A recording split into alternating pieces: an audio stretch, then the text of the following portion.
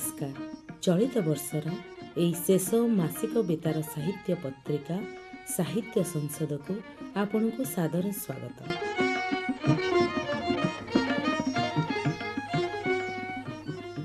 आज आम पत्रिकार रही कविता पृष्ठरे कवयित्री प्रतिभा परिडांक कविता स्वतंत्र उपस्थापना कथाकार नंदकिशोर, गल्प पृष्ठरे गाल्पिक तरुण कुमार साहूंकर गल्प। ए वर्षर साहित्य परिक्रमा को नहीं आशीष कुमार गडनायक आमर साहित्य आलोचना पर्दरे एवं स्मृति पृष्ठरे कांतकवि लक्ष्मीकांत महापात्र। एथर संपादकीय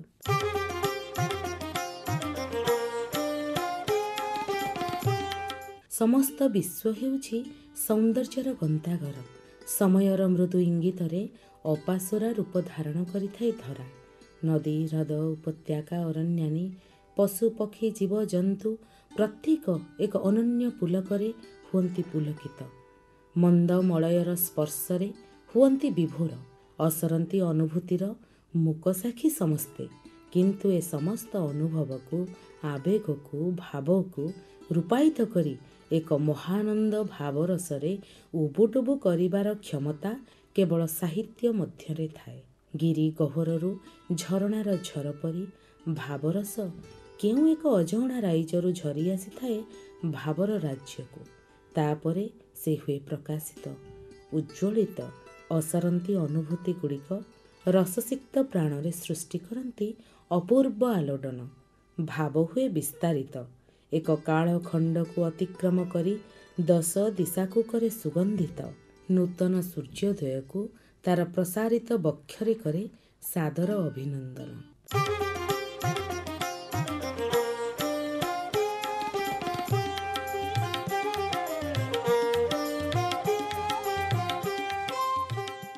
पत्रिकार प्रथम अर्घ्य कविता पृष्ठा कवयित्री प्रतिभा परिडांकर प्रथम कविता यात्रा। एमिति किछि कथा नाही जे सबु स्वप्न माटी छुँथब।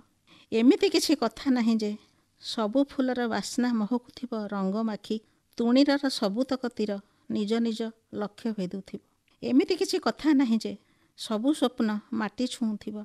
एमिति किछि कथा नाही जे सबु फुलर बास्ना महकुथिब रंग माखी तुणीरर सबुतक तीर निज निज लक्ष्य भेदुथिब। एमिति किछि कथा नाही जे सबु बाजी खेलिबाकु हेब। सबु जितिबार अभिमान आउ हारिबारे सबुथर अवसाद भोगिबाकु हेब। एमिति किछि कथा नाही जे सबु बाजी खेलिबाकु हेब। सबु जितिबारे अभिमान आउ हारिबारे सबुथर अवसाद भोगिबाकु हेब। किए जाने केतेबेले काहा पाଳି पड़िजिब अबा आउ केउ सर्तर भाषा सामनारे पढ़िबाकु हेब। किए जाने केतेबेले काहा पाଳି पड़िजिब अबा आउ केउ सर्तर भाषा सामनारे पढ़िबाकु हेब। गोटिए कथा ही लेखा थाए महाकाल आईनारे, एठी जीइबाकु हेब। सकल अंधगली विश्वासघात ओ नियार वृत्तरे रही केवल जीइबाकु ही हेब। हाथ मुठारे साउंटी नेबाकु हेब। चिक चिक आश्वासना डालपत्र उंकी मारुथिबा शिहरण सबुकु छाती तले सजाड़ी रखिबाकु हेब। हाथ मुठारे साउंटी नेबाकु हेब। चिक चिक आश्वासना डालपत्र उंकी मारुथिबा शिहरण सबुकु छाती तले सजाड़ी रखिबाकु हेब। कोली नेबाकु हेब विषाद जोगर मुहूर्त तक एक कोमल अभिमानरे। कोली नेबाकु हेब विषाद जोगर मुहूर्त तक एक कोमल अभिमानरे। कपाଳରେ जीइबार चित्र आंकु आंकु आपणा यात्रार लग्न आपे आपे लेखा सारिथिब। कपाଳରେ जीइबार चित्र आंकु आंकु आपणा यात्रार लग्न आपे आपे लेखा सरिथिब।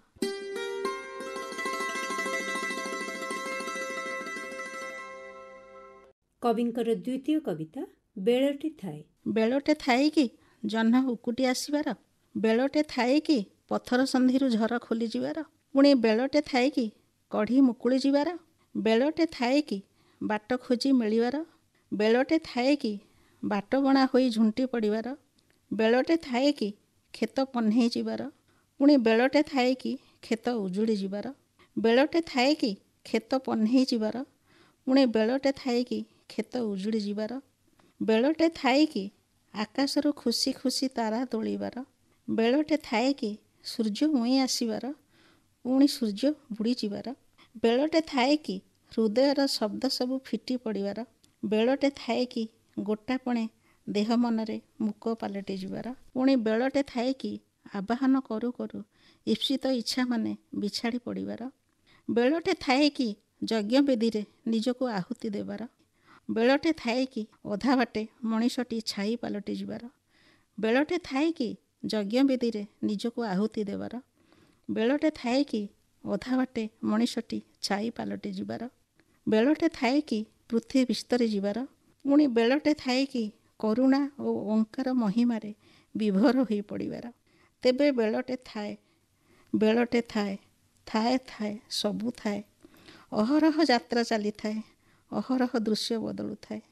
ଅହରହ ଯାତ୍ରା ଚାଲିଥାଏ, ଅହରହ ଦୃଶ୍ୟ ବଦଳୁଥାଏ। ଏଥର ଆମର ସ୍ୱତନ୍ତ୍ର ଉପସ୍ଥାପନା କଥାକାର ନନ୍ଦକିଶୋର। ଓଡ଼ିଆ ସାହିତ୍ୟରେ ନନ୍ଦକିଶୋର ପଲ୍ଲୀକବି ଭାବରେ ସୁପରିଚିତ। ପଲ୍ଲୀ ଜୀବନର ହସ କାନ୍ଦ ସୁଖ ଦୁଃଖ ତାଙ୍କ କବିତାରେ ପ୍ରତିଫଳିତ। କିନ୍ତୁ ଲକ୍ଷ୍ମୀ ପରି ଗଳ୍ପ ରଚନାରେ ପୁଣି କନକଲତା ପରି ଉପନ୍ୟାସ ରଚନାରେ ସେ ନିଜର ସିଦ୍ଧ ହସ୍ତତାର ପରିଚୟ ପ୍ରଦାନ କରିଛନ୍ତି। ଏକ ସମାଜ ସଂସ୍କାରକ ଭାବରେ ପ୍ରତ୍ୟେକ ଚରିତ୍ରକୁ ଚରିତ୍ରାୟିତ କରିଥିଲେ ତାଙ୍କର ଏହି ଉପନ୍ୟାସ ମାଧ୍ୟମରେ। ହରିଚନ୍ଦନଙ୍କ କନ୍ୟା କନକଲତାର ଧନଞ୍ଜୟଙ୍କ ସହ ବିବାହ ଯୌତୁକ ଯୋଗୁଁ ବାଧାପ୍ରାପ୍ତ ହେବା, ପୁଣି ପରେ ପୁରୀରେ ଧନଞ୍ଜୟ ରହୁଥିବା ସମୟରେ ବିବାହ ସମ୍ପାଦନ ହେବା, ଆହୁରି ମଧ୍ୟ କନକର ଭାଇ ରାଜେନ୍ଦ୍ରର ଧନଞ୍ଜୟର ଭଉଣୀ ଉମା ସହ ବିବାହ ନ ହୋଇପାରିବା ପ୍ରସଙ୍ଗ ସୁନ୍ଦର ଭାବେ ବର୍ଣ୍ଣନା କରାଯାଇଛି ଏହି ଉପନ୍ୟାସଟିରେ। କବିଙ୍କର ଏହି ଉପନ୍ୟାସରେ ରହିଛି ଶୈଳୀଗତ ସ୍ୱାତନ୍ତ୍ର୍ୟ। ବ୍ୟବହାର କରାଯାଇଥିବା ଭାଷାର ପ୍ରୟୋଗ କାବ୍ୟିକ ଭାବରେ କରାଯାଇଛି। ଗାଉଁଲି ଢଗଢମାଳିର ନିଖୁଣ ଭାବେ ବ୍ୟବହାର କରାଯାଇଛି। ତାଙ୍କ ଉପନ୍ୟାସ ନାରୀ ପ୍ରତି ସମ୍ମାନ ତଥା ସମାଜ ସଂସ୍କାର ମନୋଭାବର ପରିଚାୟକ।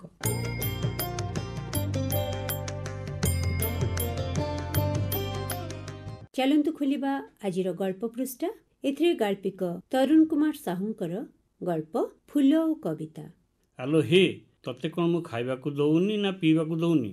ଏମିତି ମୁହଁ ଶୁଖେଇଛୁ, ନା ଫୁଟୁଛୁ ନା ହସୁଛୁ? କହି ଫୁଲ ଗଛର ଶୁଖିଲା ପତ୍ର ଛିଣ୍ଡେଇ ତଳେ ପକେଇଦେଲା ସନାମାଳି। ଦେଖେ, ତୋ ପାଖରେ ଗେଣ୍ଡୁ ମଲ୍ଲୀ ଗୋଲାପ ଆଉ ମନ୍ଦାର ଫୁଟି ହସୁଛନ୍ତି। ତୋତେ ଟାହି ଟାପରା କରିବେ ଲୋ ସଳଖି ଯା। ଗଛର ଶାଗୁଆ ପତ୍ରମାନଙ୍କୁ ଆଉଁସୁ ଆଉଁସୁ ଉପଦେଶ ଦେଲା ସନା। ସୂରୁଜ ଦେବତା ଆସିଲେଣି କେତେ ବାଟ ପୂର୍ବ ଆକାଶରେ, ହେଲେ ନୂଆ ଫୁଲ ଗଛ ଉଧଉନି କାହିଁକି? ପାଣି ଦଉଛି, ସାର ଦଉଛି, ଖରାକୁ ଖରା ଖାଉଛି, ହେଲେ ଫୁଟୁନି କାହିଁକି? ବଇଁଶୀ ଭାଇ ସହରରୁ ଆଣିଦେଇଛି ଗଛଟାକୁ, କହିଛି ଦେଖିବୁ 3 ରଙ୍ଗରେ ଫୁଟିବ ଏ ଫୁଲ, ହେଲେ ଫୁଲର ଦେଖା ନାହିଁ। ସହରୀ ଗଛ ବୋଲି ଗାଁରେ ଉଧଉନି କି? ମନେ ମନେ ଭାବି ଚାଲେ ସନା। ସବୁ ଫୁଲ ସନାର ପ୍ରିୟ, ତେବେ ବେଶୀ ଜାଗାରେ ବେଶୀ ଗଛ ଲଗେଇଛି ମଲ୍ଲୀ ଫୁଲର। ଗଦା ଗଦା ମଲ୍ଲୀ ଫୁଲ ତା ବାଡ଼ିରେ ଫୁଟୁଥିବେ, ହସୁଥିବେ। ତାଙ୍କୁ ଦେଖିଲେ ଖୁସିରେ ଗଦଗଦ ହୋଇଯାଏ ସନା। ମଲ୍ଲୀ ଫୁଲଙ୍କୁ ଅନେଇ ସନା କହିଲା, ଭାରି ଖୁସି ତ ଆଜି, ଯିବ ସଭାକୁ? କାଲିକି ଯିବା। ସରୋଜ ସାର୍ କହିଛନ୍ତି ମଲ୍ଲୀ ମାଳ ଦରକାର ଗୁଡ଼ାଏ, ଯିବା ଯିବା, ବ୍ୟସ୍ତ ହୋନି, କାଲିକି ଯିବା। ରସିକିଆ ଟୋକା ଭଳି କାହା ସାଙ୍ଗରେ ଗପୁଛ ବା? ପଛରୁ ଚାଲିକି ଆସୁ ଆସୁ ପଚାରିଲା ସେ ବି। ଫୁଲ ଗଛମାନଙ୍କୁ ଅନେଇ ଉତ୍ତର ଦେଲା ସନା, ଏଇ ମଲ୍ଲୀ ଗୋଲାପ ଗେଣ୍ଡୁ ସାଙ୍ଗରେ। ଟିକିଏ ଆଶ୍ଚର୍ଯ୍ୟ ଭାବ ପ୍ରକଟ କରି ସେ ବି କହିଲା, କାହିଁ ବା କିଏ? କେହି ତ ନାହିଁ ଏଠି, କାହା ସାଙ୍ଗେ ଗପୁଛ? ସନା କହିଲା, ତୋ ଆଗରେ ପରା ଠିଆ ହୋଇଛନ୍ତି ସମସ୍ତେ, ଦେଖୁନୁ, ହେଇ ଦେଖ, ଏଇ ଗୋଲାପ, ଏଇ ମଲ୍ଲୀ। ଖିଲି ଖିଲି ହସି ଉଠିଲା ସେ ବି।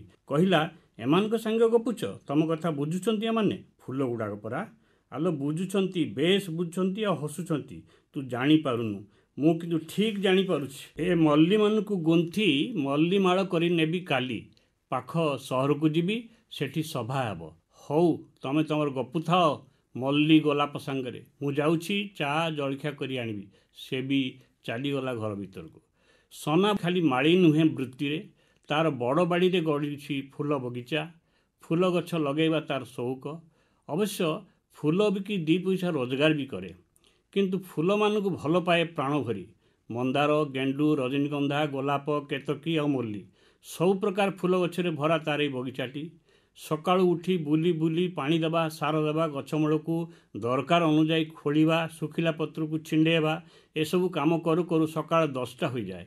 ତେବେ ଫୁଲମାନଙ୍କୁ ଦେଖି ଛାତି ତାର କୁଣ୍ଢେ ମୋଟ ହୋଇଯାଏ। ବଗିଚାରେ ବୁଲିଲା ବେଳେ ତାକୁ ଲାଗେ ଫୁଲମାନେ ତାକୁ ଦେଖି ହସୁଛନ୍ତି।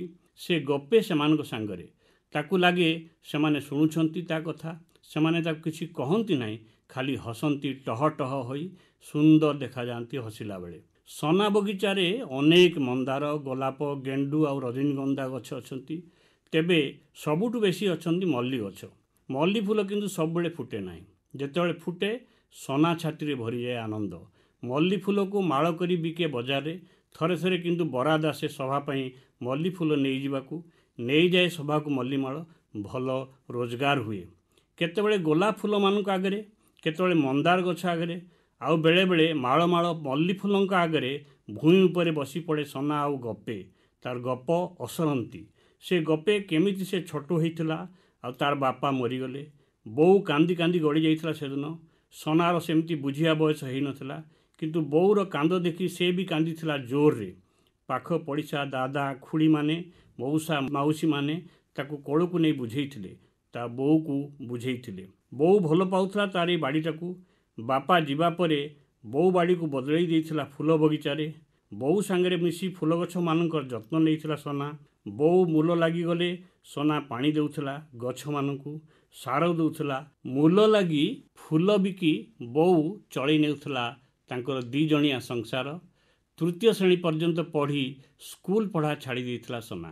ଟିକିଏ ବଡ଼ ହେବା ପରେ ବୋଉକୁ ମନା କଲା ମୂଲ ଲାଗିବା ପାଇଁ। ନିଜେ ଗଲା ମୂଲ ଲାଗିବାକୁ। ଫୁଲ ବଗିଚାରେ ବି ଅଧିକ ସମୟ ଦେଲା। ଯୋଗାଡ଼ କରି ଆଣିଲା ଜାତି ଜାତିକା ଫୁଲ ଗଛ। ଫୁଲ ଗଛମାନଙ୍କରେ ଭରିଗଲା ବଗିଚା।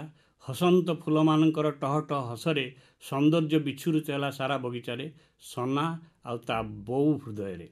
ସନାକୁ ଯେଉଁଦିନ 21 ବର୍ଷ ହେଲା, ସେଦିନ ଗାଁ ଠାକୁରାଣୀଙ୍କୁ ପୂଜା କରି ସନାକୁ ଭୋଗ ଦେଇ ସନା ବୋଉ କହିଲା, ସନାରେ ଗୋଟିଏ କଥା କହିବି, ରଖିବୁ? ମୁଣ୍ଡ ଟୁଙ୍ଗାରି ସୁନା କହିଲା, ହଁ କହୁନୁ। ତୁ ଏଥର ବାହା ହେଇ ପଡ଼। ମୁଁ ଝିଅ ଦେଖି ସାରିଛି। ଆର ଗାଁର ଦାମମଳିକର ଝିଅ। ଭଲ ଝୁଅଟା ବା, ସୁନ୍ଦର, ସୁତର, ହସ ହସ ମୁହଁ। ସନା କିଛି ଉତ୍ତର ଦେଲା ନାହିଁ। କିଛି ସମୟ ଖାଲି ବଲ ବଲ ହୋଇ ଚାହିଁ ରହିଲା ବୋଉ ମୁହଁକୁ, ଆଉ ତାପରେ ତା କାମରେ ଲାଗିଲା। ଅଳ୍ପ ଦିନ ପରେ ସନାକୁ ବାହା ହେଇ ସନା ଘରକୁ ଆସିଲା ଦାମମଳିକ ଝିଅ ସେବି। ସେବି ଆସିଲା ପରେ ଖୁସିରେ ଭରିଗଲା ସନାର ଜୀବନ। ସକାଳେ ସନ୍ଧ୍ୟାରେ ଅଧିକ ସମୟ ବିତେଇଲା ଫୁଲମାନଙ୍କ ସାଙ୍ଗରେ। ମଲ୍ଲି ମାଳ ଗୁନ୍ଥି ଉପହାର ଦେଲା ସେବିକୁ। ଖୁସିରେ ମଥାରେ ଲଗେଇଲା ସେବି ମଲ୍ଲି ମାଳକୁ। ସେବି ଆସିବା ପରେ ବୋଉର ଦୁଶ୍ଚିନ୍ତା ରହିଲା ନାହିଁ। ଘରେ ବା ବଗିଚାରେ ବେଶୀ କାମ କରିବାର ଆବଶ୍ୟକତା ରହିଲା ନାହିଁ। ଘରର ଯାବତୀୟ କାମ କଲା ସେବି, ଆଉ ବଗିଚାରେ ଥିବା ଫୁଲ ଗଛମାନଙ୍କୁ ସମ୍ଭାଳିଲା ସନା। ସେଦିନ ଥିଲା ରବିବାର। ସରୋଜ ସାର୍ କହିଛନ୍ତି ମଲ୍ଲିମାଳ ନେଇ ଦେଇ ଆସିବାକୁ ସଭାରେ। ମଲ୍ଲିମାଳ ଗୁନ୍ଥିଲା ସନା। ମନେ ମନେ ଭାବିଲା, ଏ ମଲ୍ଲିମାଳ ସବୁ ନେଇ ସରୋଜ ସାର୍ କରନ୍ତି କ'ଣ? ସଭାରେ କିଛି ଲୋକ ଥାଆନ୍ତି, ଉପରେ ବସିଥାନ୍ତି କିଛି ଲୋକ, ଆଉ ତଳେ ଆଉ କିଛି ଲୋକ। ମାଇକ୍ ବାଜେ, ଲୋକେ କ'ଣ ସବୁ କହନ୍ତି, ପଢ଼ନ୍ତି। ସନା ଶୁଣେ, ହେଲେ ବୁଝିପାରେନି। ଭରସି କରି ସେଦିନ ସନା ପଚାରିଲା, ସାରେ ଏଠି କ'ଣ ହୁଏ? ଏମାନେ ଏମିତି କ'ଣ କହୁଛନ୍ତି? ମୁଁ କିଛି ବୁଝିପାରୁନି। ଅଳ୍ପ ହସି ସରୋଜ ସାର୍ କହନ୍ତି, ଏମାନେ ସମସ୍ତେ କବି, କବିତା ପଢ଼ୁଛନ୍ତି।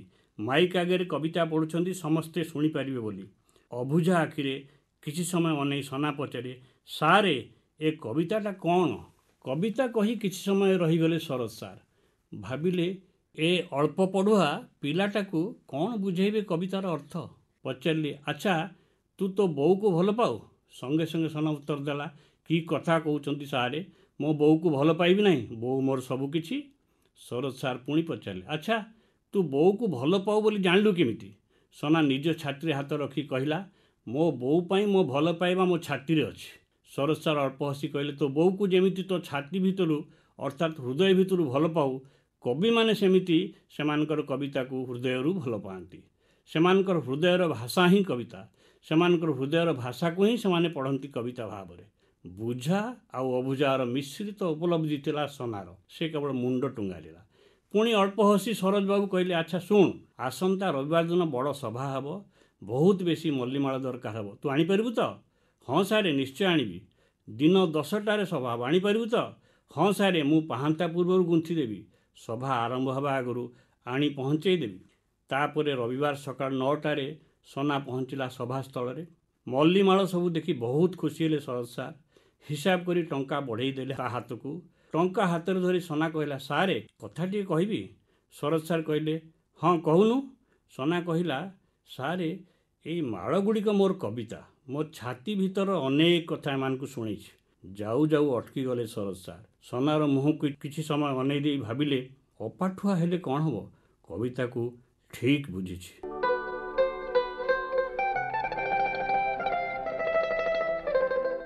ଏବେ ଆମ ଗହଣରେ ଚଳିତ ବର୍ଷର ସାହିତ୍ୟ ପରିକ୍ରମାକୁ ନେଇ ଆଶିଷ କୁମାର ଗଡ଼ନାୟକ।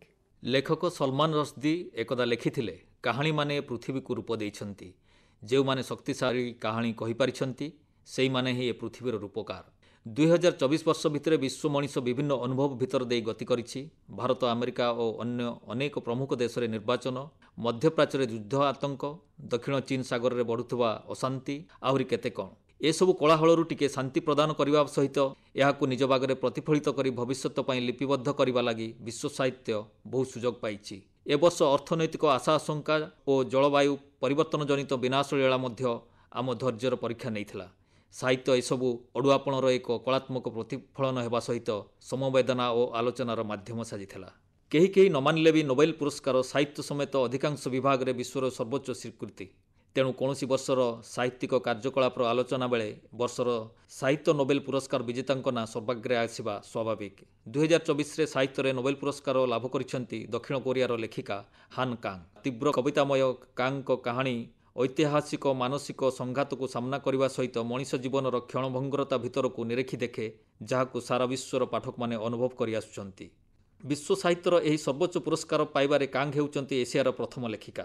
ତାଙ୍କର ଉଲ୍ଲେଖନୀୟ କୃତିଗୁଡ଼ିକ ଭିତରେ ରହିଛି ଦି ଭେଜିଟେରିଆନ୍, ହ୍ୟୁମାନ୍ ଆକ୍ଟସ୍, ଆତ୍ମଜୀବନୀ ଶୈଳୀରେ ଲିଖିତ The White Book, We Do Not Part ଓ ଗ୍ରୀକ୍ ଲେସନ୍ସ। 2016ରେ ଭେଜିଟେରିଆନ୍ ମାନ ବୁକର ସମ୍ମାନ ଲାଭ କରିଥିଲା। 2016ରେ ପ୍ରକାଶିତ ଦି ହ୍ୱାଇଟ୍ ବୁକ୍ 2018ରେ ବୁକର ପୁରସ୍କାରର ସର୍ଟଲିଷ୍ଟରେ ସ୍ଥାନ ପାଇଥିଲା। ବିଶ୍ୱ ସାହିତ୍ୟର ଅନ୍ୟତମ ଚର୍ଚ୍ଚିତ ପୁରସ୍କାର ଭାବେ ପରିଚିତ ବୁକର ପୁରସ୍କାର ମଧ୍ୟ ଚଳିତ ବର୍ଷ ଜଣେ ଲେଖିକା ପାଇଛନ୍ତି।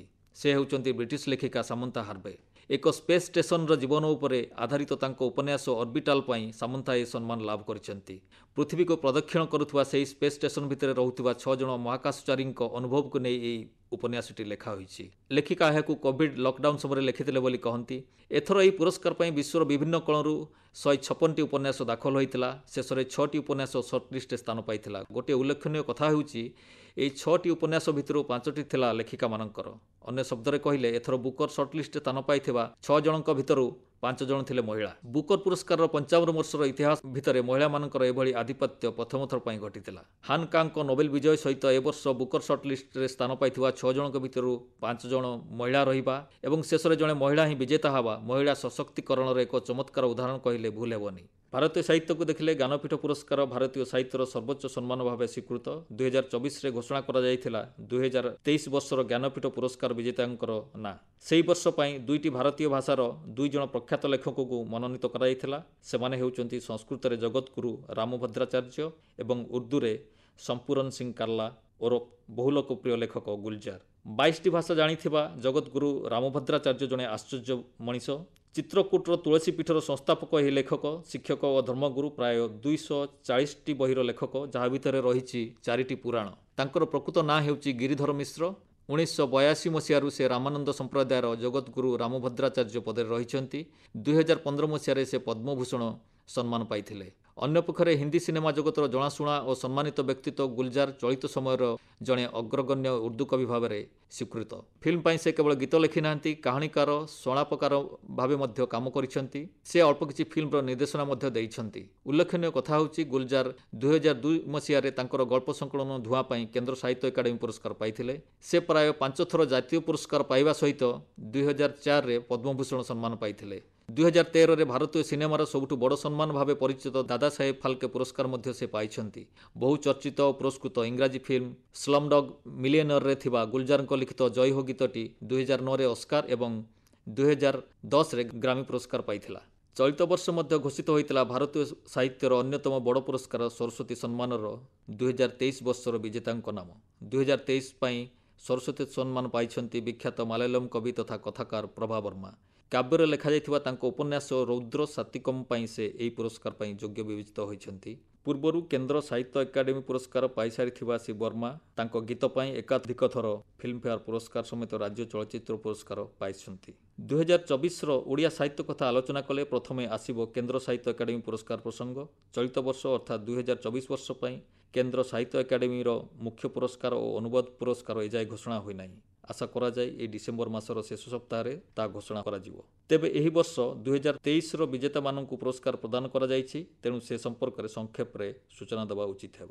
2023ରେ କେନ୍ଦ୍ର ସାହିତ୍ୟ ଏକାଡେମୀ ପୁରସ୍କାର ପାଇଛନ୍ତି ବିଶିଷ୍ଟ କବି ଆଶୁତୋଷ ପରିଡ଼ା। କବିତା ସଂକଳନ ଅପ୍ରସ୍ତୁତ ମୃତ୍ୟୁ ପାଇଁ ସେ ଏହି ସମ୍ମାନ ଲାଭ କରିଛନ୍ତି। କବି ପରିଡ଼ାଙ୍କର ପ୍ରକାଶିତ ଅନ୍ୟ କବିତା ସଂକଳନ ଗୁଡ଼ିକ ଭିତରେ ରହିଛି ଯୁକ୍ତ ଯାତନା, ଇପ୍ସିତ କ୍ରୋଧ, ଚଣ୍ଡାଳ ଓ ଶବ୍ଦଭେଦୀ। ଓଡ଼ିଶା ପାଇଁ ଗୌରବର କଥା ହେଉଛି 2023ରେ ସଂସ୍କୃତ ଭାଷାରେ ଆଉ ଜଣେ ଓଡ଼ିଆ ମଧ୍ୟ କେନ୍ଦ୍ର ସାହିତ୍ୟ ଏକାଡେମୀ ପୁରସ୍କାର ପାଇଛନ୍ତି। ସେ ହେଉଛନ୍ତି ଅରୁଣ ରଞ୍ଜନ ମିଶ୍ର। ଶ୍ରୀ ମିଶ୍ର ତାଙ୍କର ସଂସ୍କୃତ କବିତା ସଂକଳନ ମେଘଗାନମ ପାଇଁ ଏହି ପୁରସ୍କାର ପାଇଛନ୍ତି।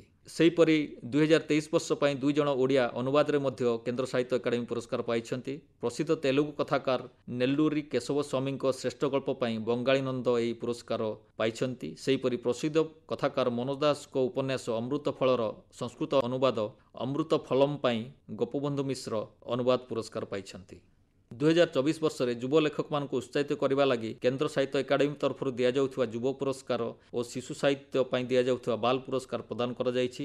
ଯୁବ କଥାକାର ସଞ୍ଜୟ ପଣ୍ଡା ତାଙ୍କ ଗଳ୍ପ ସଂକଳନ ହୁ ବାୟା ପାଇଁ 2024ର ଯୁବ ପୁରସ୍କାର ପାଇଥିବା ବେଳେ ଶିଶୁ ସାହିତ୍ୟିକ ମାନସ ରଞ୍ଜନ ସାମଲ ତାଙ୍କର ପୁସ୍ତକ ଗପ କାକଳି ପାଇଁ ବାଲ ପୁରସ୍କାର ପାଇଛନ୍ତି। ରାଜ୍ୟରେ ସାହିତ୍ୟ ପାଇଁ ପ୍ରଦାନ କରୁଥିବା ଅନ୍ୟତମ ବଡ଼ ପୁରସ୍କାର ହେଉଛି ସାରଳା ପୁରସ୍କାର। ଚଳିତ ବର୍ଷ ଏହି ପୁରସ୍କାର ପାଇଛନ୍ତି ବିଶିଷ୍ଟ ଲେଖିକା ସରୋଜିନୀ ସାହୁ। ଉପନ୍ୟାସ ଅସ୍ଥିର ପାଦ ପାଇଁ ସେ ଏହି ପୁରସ୍କାର ପାଇଛନ୍ତି। ଚଳିତ ବର୍ଷ କେନ୍ଦ୍ର ସାହିତ୍ୟ ଏକାଡେମୀର 70 ବର୍ଷ ପୂର୍ତ୍ତି ଉପଲକ୍ଷେ ଦିଲ୍ଲୀରେ ଆୟୋଜିତ ବିଶାଳ ସାହିତ୍ୟ ମହୋତ୍ସବ ବେଶ ଚର୍ଚ୍ଚାରେ ରହିଥିଲା। ସେ 6 ଦିନିଆ ମହୋତ୍ସବରେ ସାରା ଦେଶରୁ 1000ରୁ ଅଧିକ ଲେଖକ ଓ ବିଦ୍ୱାନ ଯୋଗ ଦେଇଥିଲେ। ମହୋତ୍ସବ ଅବସରରେ ପ୍ରାୟ 200ଟି ସମ୍ପାନ ଅନୁଷ୍ଠିତ ହୋଇଥିଲା।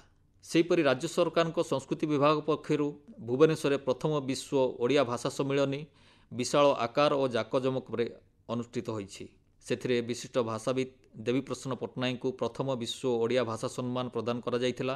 ଗତବର୍ଷ ବିଭାଗ ଦ୍ୱାରା ଆୟୋଜିତ ଓଡ଼ିଶା ରାଜ୍ୟ ପୁସ୍ତକ ମହୋତ୍ସବ ଅକ୍ଷର ମଧ୍ୟ ବେଶ୍ ଉତ୍ସାହଜନକ ଥିଲା। ଚଳିତ ବର୍ଷ ସେହି ପୁସ୍ତକ ମେଳା ଅନୁଷ୍ଠିତ ହୋଇଛି। ରାଜ୍ୟରେ ପ୍ରଦାନ କରାଯାଉଥିବା ଅନ୍ୟ ପ୍ରମୁଖ ସାହିତ୍ୟ ପୁରସ୍କାରଗୁଡ଼ିକ ଭିତରୁ ସମ୍ବଲପୁର ବିଶ୍ୱବିଦ୍ୟାଳୟର ପ୍ରତିଷ୍ଠା ଦିବସ ଅବସରରେ ଆସାମର ବିଶିଷ୍ଟ କବି ଅନିସ ଉଜ୍ ଜମାନଙ୍କୁ ଗଙ୍ଗାଧର ଜାତୀୟ ସମ୍ମାନ ପ୍ରଦାନ କରାଯାଇଥିଲା।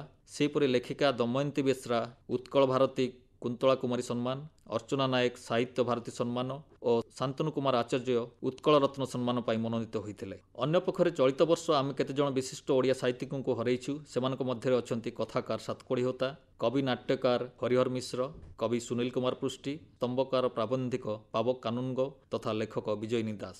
ସେମାନଙ୍କୁ ଆମେ ଭକ୍ତିପୂତ ଶ୍ରଦ୍ଧାଞ୍ଜଳି ଜଣାଇବା। 2024 ଶେଷ ହେବାକୁ ଆଉ ଦିନ କେଇଟା ହିଁ ବାକି ରହିଲା। ତା ଭିତରେ ସାହିତ୍ୟକୁ ନେଇ ହୁଏତ ଆଉ କିଛି ଘଟଣା ବି ଘଟିପାରେ। ମୋଟ ଉପରେ ଦେଖିଲେ ଏହି ବର୍ଷଟି ଭିତରେ ବିଶ୍ୱ ବାଣୀ ଭଣ୍ଡାର ବିଭିନ୍ନ ଦିଗରୁ ଆଉ ଟିକିଏ ସମୃଦ୍ଧ ହୋଇଛି। ଚଳନ୍ତି ନୀତିକୁ ପ୍ରଶ୍ନ କରିବାରେ, ହତାଶା ଭିତରେ ସାନ୍ତ୍ୱନା ଦେବାରେ ଏବଂ ଚିନ୍ତା ଜଗତକୁ ଆନ୍ଦୋଳିତ କରିବାରେ ଏ ବର୍ଷ ପ୍ରକାଶିତ ହୋଇଥିବା ବହି ଏବଂ ତାର ଲେଖକମାନେ କମ୍ ହେଉ କିମ୍ବା ଅଧିକ ନିଶ୍ଚିତ ଭାବରେ ଉଦ୍ୟମ କରିଛନ୍ତି। କିନ୍ତୁ କୌଣସି କାହାଣୀ ପାଠକ ବିନା ସମ୍ପୂର୍ଣ୍ଣ ନୁହେଁ। ତେଣୁ ଆସନ୍ତୁ ଏହି ପୃଷ୍ଠାଗୁଡ଼ିକୁ ଆମେ ଯଥେଷ୍ଟ ଯତ୍ନ, ଧୈର୍ଯ୍ୟ ଓ ଅନୁସନ୍ଧିତ୍ସା ଏବଂ ସାହସର ସହିତ ଓଲଟାଇବା। ଏମିତି ପଢ଼ିବା ଯେମିତି ନିଜର ଓ ସମାଜର ଭବିଷ୍ୟତ ଯୋଜନା କରିବା ବେଳେ ସେଗୁଡ଼ିକୁ କାମରେ ଲଗାଇ ପାରିବା। ମନେ ରଖିବା, ପ୍ରତିଟି ବହି ଭିତରେ ଏକ ଅଧିକ ସୁନ୍ଦର ପୃଥିବୀର ସମ୍ଭାବନା ଲୁଚି ରହିଛି।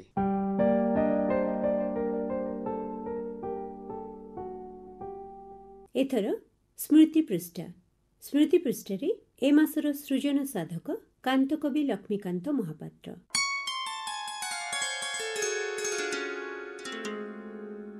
ଓଡ଼ିଆ ସାହିତ୍ୟର ତୁଙ୍ଗ ସାହିତ୍ୟ ସ୍ରଷ୍ଟା କାନ୍ତକବି ଲକ୍ଷ୍ମୀକାନ୍ତ ମହାପାତ୍ର 1888 ମସିହା ଡିସେମ୍ବର ମାସର 9 ତାରିଖରେ ଜନ୍ମଗ୍ରହଣ କରିଥିଲେ। ସେଦିନ ଥିଲା ମାର୍ଗଶିର ମାସର ମାଣବସା ଗୁରୁବାର। ତାଙ୍କର ପିତା ଭାଗବତ ପ୍ରସାଦ ସାମନ୍ତରାୟ ମହାପାତ୍ର ଥିଲେ ଅବିଭକ୍ତ ବାଲେଶ୍ୱର ଜିଲ୍ଲାର ତାଳପଦା ଗ୍ରାମର ସାମନ୍ତରାୟ ବଂଶର ଜଣେ ଜମିଦାର। ମାତା ଥିଲେ ରାଧାରାଣୀ ଦେବୀ। କୈଶୋରରୁ ହିଁ କାନ୍ତକବି ଥିଲେ ଗୀତିକାର। କଟକର ରେଭେନ୍ସା କଲେଜର ଛାତ୍ରାବାସରେ ଥିଲାବେଳେ ଅଙ୍କ ଖାତାରେ ଅଙ୍କ ପରିବର୍ତ୍ତେ 2ଟି କବିତା ଲେଖିଥିଲେ। ଗୋଟିଏ ଥିଲା ଓଡ଼ିଆ ଭାଷାରେ ଏବଂ ଦ୍ୱିତୀୟ ଥିଲା ବଙ୍ଗଳା ଭାଷାରେ। ସେ ଏକାଧାରରେ ଥିଲେ କବି, ସଙ୍ଗୀତକାର, ଗାଳ୍ପିକ, ଔପନ୍ୟାସିକ, ନାଟ୍ୟକାର, ପ୍ରାବନ୍ଧିକ ତଥା ଶିଶୁ ସାହିତ୍ୟିକ। ଝୁଲଣ ପଦ୍ୟାବଳୀର ପ୍ରଚାର ଉଦ୍ଦେଶ୍ୟରେ 1921 ମସିହାରେ ସେ ପ୍ରତିଷ୍ଠା କରିଥିଲେ ଗୋପୀନାଥ ସଙ୍ଗୀତ ସମାଜ। ତାଙ୍କ ନାଟକ ନାଟିକାରେ ଭରି ରହିଥିଲା ଭକ୍ତି ଭାବର ଉଚ୍ଛଳ ତରଙ୍ଗ। ଶରଦ୍ରାସ, ବସନ୍ତ ବିଳାସ, ବରୁଣ ବିଜୟ, କାଳୀୟ ଦଳନ, ବ୍ରଜ ବର୍ଜନ, ଦେଶ ବନ୍ଦନା, ବଂଶୀ ଶିକ୍ଷା, ଗୌର ସନ୍ନ୍ୟାସ, ଆହୁରି ମଧ୍ୟ ପୌରାଣିକ ନାଟକ ଚନ୍ଦ୍ରହାସ, କର୍ଣ୍ଣ, ଐତିହାସିକ ନାଟକ କଳା ପାହାଡ଼ ତାଙ୍କର ଅନବଦ୍ୟ କୃତି। ଜୀବନର ପ୍ରତ୍ୟେକ ଯନ୍ତ୍ରଣା ମଧ୍ୟରେ ଆନନ୍ଦମୟ ସତ୍ତାର ଉପଲବ୍ଧିକୁ ସେ ଜୀବନ ସଙ୍ଗୀତ କବିତା ଗୁଚ୍ଛ ମାଧ୍ୟମରେ ବର୍ଣ୍ଣନା କରିଥିଲେ। ତାଙ୍କ ରଚିତ ପଞ୍ଚାମୃତ, ଡିମ୍ବକ୍ରେସି ସଭା, ହନୁମନ୍ତ ବସ୍ତ୍ରହରଣ, ସୁଇସାଇଡ୍, ଅଫିମ ଲୀଳା ଆଦି ବ୍ୟଙ୍ଗ ନାଟିକା, ଲାଳିକା ଓ ଚଟକ ଚନ୍ଦ୍ରହାସ ଚମ୍ପୁ, ପୁଣି ଫୁର୍ତ୍ତିବାଜ, ଓଲଟ ବୁଝିଲେ ରାମ, ପହିଲି କେସ୍, ପଣ୍ଡିତଙ୍କ ପ୍ରେମ ଆଦି ଗଳ୍ପରେ ଆହୁରି ମଧ୍ୟ ଅନେକ କବିତାରେ ରହିଥିଲା ହାସ୍ୟରସର ବିପୁଳ ଉଚ୍ଛ୍ୱାସ। ତାଙ୍କର ଏକମାତ୍ର ଉପନ୍ୟାସ କଣା ମାମୁଁ ଏକ ଅସାଧାରଣ ହାସ୍ୟରସର ଅସରନ୍ତି ପସରା। ଡଗର ସାହିତ୍ୟ ପତ୍ରିକାରେ ବିଲୁଆ ବିଚାର ସୃଷ୍ଟି କରିଥିଲା ସମାଲୋଚନାର ସୁସ୍ଥ ଓ ନ୍ୟାୟନିଷ୍ଠ ପରମ୍ପରା। ସେ ମଧ୍ୟ ସୃଷ୍ଟି କରିଥିଲେ ଚିଡ଼ିଆଖାନା, ପିଲାଙ୍କ କଥା, ପାଠମାଳା ଆଦି ଶିଶୁ ସାହିତ୍ୟ। କାନ୍ତକବି ମଧ୍ୟ ବହୁଗୁଡ଼ିଏ ପ୍ରବନ୍ଧର ରଚନା କରି ଓଡ଼ିଆ ପ୍ରବନ୍ଧ ସାହିତ୍ୟକୁ କରିଛନ୍ତି ପୁଷ୍କଳ। ଏହି ପ୍ରତିଭାଦୀପ୍ତ ସାରସ୍ୱତ ସାଧକଙ୍କର 1953 ମସିହା ଫେବୃଆରୀ ମାସର 24 ତାରିଖରେ ମହାପ୍ରୟାଣ ହୋଇଥିଲା। ଚାରି ଦଉଡ଼ିଟେ କାଟି ସାରିଲାଣି, ଚାରି ଦଉଡ଼ିଟେ କାଟି ସାରିଲାଣି, ତାକୁ କେଉଁ ଫାନ୍ଦେ ଜଡ଼ାଇବ ରେ, ସବୁଥିରୁ ବଞ୍ଚିତ କରି କେଉଁ ଯଶବାନା ଉଡ଼ାଇବ ରେ, ଯାହା ଦେଇଥିଲ ସବୁ ତ ନେଲଣି, ଆଉ ଏବେ କିସ ଛଡ଼ାଇବ ରେ, ସବୁଥିରୁ ବଞ୍ଚିତ କରି।